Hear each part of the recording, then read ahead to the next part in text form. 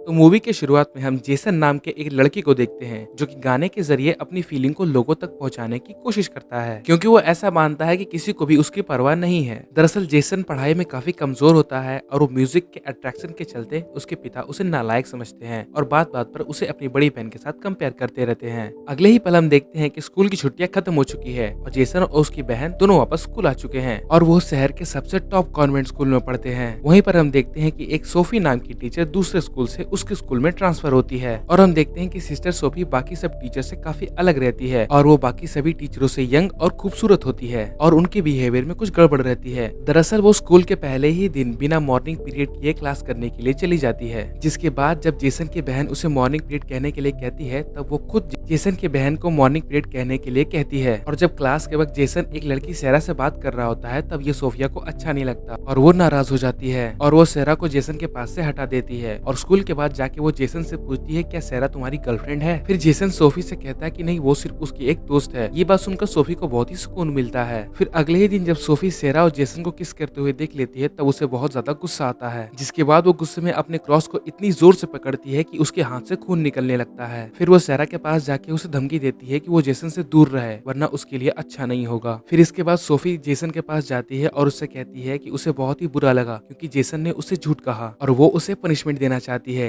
इसलिए वो चाहती है कि स्कूल के बाद वो उसके हॉस्टल रूम में आ जाए। स्कूल खत्म होने के बाद जेसन सोफी से मिलने के लिए उसके हॉस्टल जाता है, लेकिन तभी वो देखता है कि सोफी ने पूरे कपड़े नहीं पहने होते हैं, जिसके बाद जेसन ये सब देखकर वहाँ से भाग जाता है और ये सब इत्तेफाक नहीं होता। सोफी जानबूझकर ये सब कर रही थी और उसे पता था कि जेसन दरवाजे के साइड से उसे देख रहा है और सोफी उसे जानबूझकर अपनी तरफ अट्रैक्ट करना चाहती थी और वो कामयाब भी हो जाती है, क्योंकि रात को सोते वक्त जेसन को सिर्फ सोफी के ही सपने आते हैं। अगले दिन जब वीकेंड पे घर जाने से पहले सोफी सेरा को जेसन से बात करते हुए देखती है तो वो अपना आपा खोने लगती है, जिसके बाद सोफी स्कूल के प्रिंसिपल रिबेका से ये कहकर छुट्टी मांगती है कि उसकी आंट बहुत बीमार है और वो उनसे हॉस्पिटल में मिलने जाना चाहती है। और फिर हम देखते हैं रात होने के बाद सोफिया जेसन के घर पास जाती है और अपनी कार पार्क करके जेसन का गाना सुनती रहती है। तभी उसे रियलाइज होता है कि वो सेरा के रहते हुए जेसन के करीब नहीं जा सकती, इसलिए वो स्कूल खुलने के बाद सेरा के बुक में गांजा रख देती है और इसके बाद जब सेरा स्कूल में आती है और अपना बुक खोलती है तब सोफी उसे गांजे के साथ पकड़ लेती है और उसे सस्पेंड करवा देती है। लेकिन सोफी का प्लान यही खत्म नहीं हुआ था, वो जेसन के रूम में शराब रख देती है और रूम चेक करवाने के बहाने उसे भी पकड़वा देती है। लेकिन सोफी यहाँ पर एक गेम खेलती है। जब स्कूल के प्रिंसिपल जेसन को सस्पेंड करने वाले होते हैं तभी वहाँ पे सोफी आती है और कहती है कि वो उसे इस बार माफ कर दें क्योंकि आगे से वो उसका ध्यान रखेगी। सोफी ये सब इसलिए करती है ताकि जेसन उसे अच्छा समझे और सोफी उसे अपने कंट्रोल में रख सके। और यहाँ पर हमें सोफी की असलियत के बारे में पता चलता है कि वो कौन है, कहाँ से आई है और वो जेसन के पीछे क्यों पड़ी है। दरअसल में सोफी का असली नाम लॉरा होता है और वो बहुत ही अमीर और साइको टाइप की लड़की होती है और जब वो एक दिन जेसन को गाते हुए इंटरनेट पे सुनती है तब से वो जेसन की दीवानी हो जाती है। फिर उसके बाद लॉरा असली सिस्टर को मारकर खुद उसकी जगह लेकर सोफी बनकर उसके स्कूल में आ जाती है और अब जेसन को अपने कंट्रोल में लेने के बाद लॉरा जेसन को स्कूल में अपने साथ ही रोक लेती है। सारे स्टूडेंट्स वीकेंड पे अपने घर चले जाते हैं पर सोफी ये भूल जाती है कि जेसन की एक बहन भी है जिसे उस पर अब शक होने लगा है। लॉरा को ये पता चलता है कि जॉय यानी कि जेसन की बहन उसके लिए मुसीबत बन सकती है, तो इसलिए वो जॉय को भी अपने रास्ते से हटाने का फैसला करती है। और इसके बाद लॉरा जेसन के अकेले होने का बहुत फायदा उठाती है और उसे इतना सेड्यूस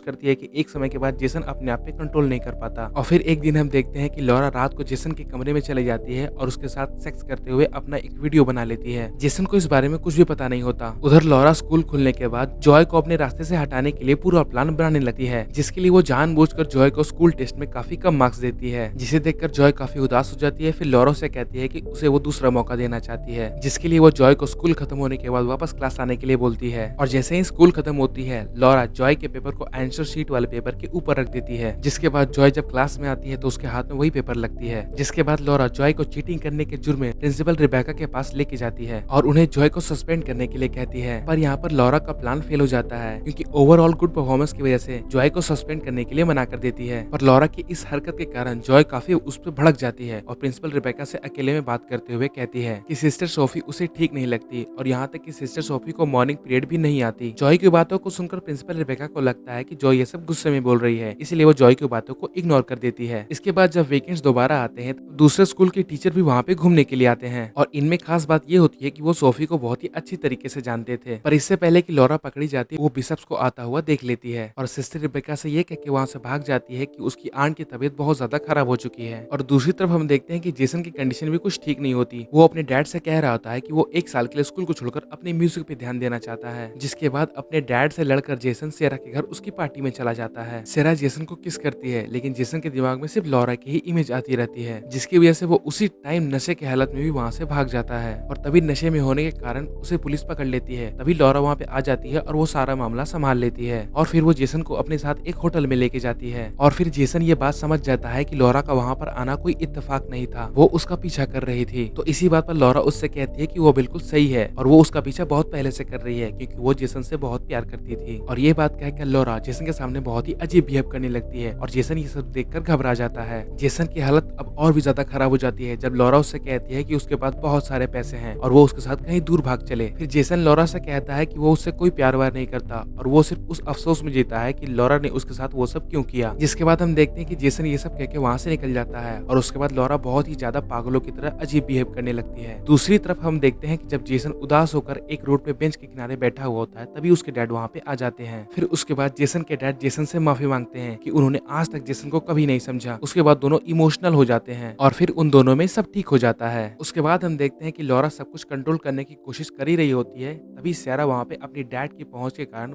स्कूल में वापस आ जाती है। इसे देखकर लॉरा को और भी ज्यादा गुस्सा आ जाता है और जब वो जेसन को सारा से बात करते हुए देखती है तब उसके गुस्से की सारी हदें पार हो जाती है। जिसके बाद वो सारा को जान से मार देती है और मर्डर को वो कुछ ऐसा दिखाती है जैसे कि वो एक एक्सीडेंट हो। फिर हम देखते हैं कि लॉरा जेसन के पास जाती है और वो उसे कहती है कि वो उसे एक आखिरी मौका दे रही है, अगर वो उसके पास नहीं आया तो वो उसकी वीडियो को ऑनलाइन लीक कर देगी। और लॉरा वहाँ से जाते जाते जेसन को हिंट देती है कि सारा को भी उसी ने मारा है। जेसन लॉरा का ये पागलपन देखकर बहुत ही डर जाता है, लेकिन जब वो वीकेंड पे घर आता है तब जॉय उसे टेंशन में देख के समझ जाती है कि कुछ न कुछ गड़बड़ जरूर है। जिसके बाद वो जेसन से सारी बातें पूछती है और जेसन को ना चाहते हुए भी सारी बातें बतानी पड़ती है। उसके बाद वो दोनों मिलकर लॉरा का सच सामने लाने के लिए प्लान बनाते हैं और इत्तेफाक से लॉरा से भी इधर एक गलती हो जाती है। दरअसल वो प्रिंसिपल रिबेका से ये कह के छुट्टी मांगती है कि उसकी आंट जो थी, जो बीमार थी, उसकी अब डेथ हो चुकी है। जिसके बाद सिस्टर रिबेका अपना दुख जाहिर करने के लिए हॉस्पिटल में फोन करती है और लॉरा के आंटी का फ्यूनरल का एड्रेस मांगती है ताकि वो कुछ फूल भिजवा सके। जिसके बाद उन्हें ये पता चलता है कि वहाँ पे कोई भी सोफिया नाम की लड़की अपनी आंट से मिलने के लिए नहीं आती थी। उसके बाद प्रिंसिपल रिबेका लॉरा को अपने कैबिन में बुलाती है और उसे अपनी सच्चाई बताने के लिए कहती है, लेकिन क्योंकि लॉरा एक साइको होती है इसलिए उसे प्रिंसिपल रिबेका को मारने में कोई भी दिक्कत नहीं होती। और वहीं दूसरी तरफ जॉय और जेसन दोनों लॉरा के हॉस्टल में चुपके से घुस जाते हैं और वहाँ पर उन दोनों को लॉरा के लैपटॉप से सारी सच्चाई उसकी पता चल जाती है कि वो सिस्टर सोफिया नहीं बल्कि कोई और है। लेकिन जब वो वहाँ से निकल रहे होते हैं तभी वहाँ पे लॉरा आ जाती है और दोनों पर हमला कर देती है। पर इससे पहले लॉरा दोनों को मारती वहाँ पे सिस्टर रिबेका जख्मी हालत में आ जाती है और वो लॉरा को पकड़ लेती है और मौका देकर जेसन लॉरा को वहीं पे जान से मार देता है और मूवी यहाँ पे खत्म हो जाती है। अगर आपको ये वीडियो अच्छा लगा हो तो वीडियो को लाइक और चैनल को सब्सक्राइब करना बिल्कुल ना भूले। Thanks for watching.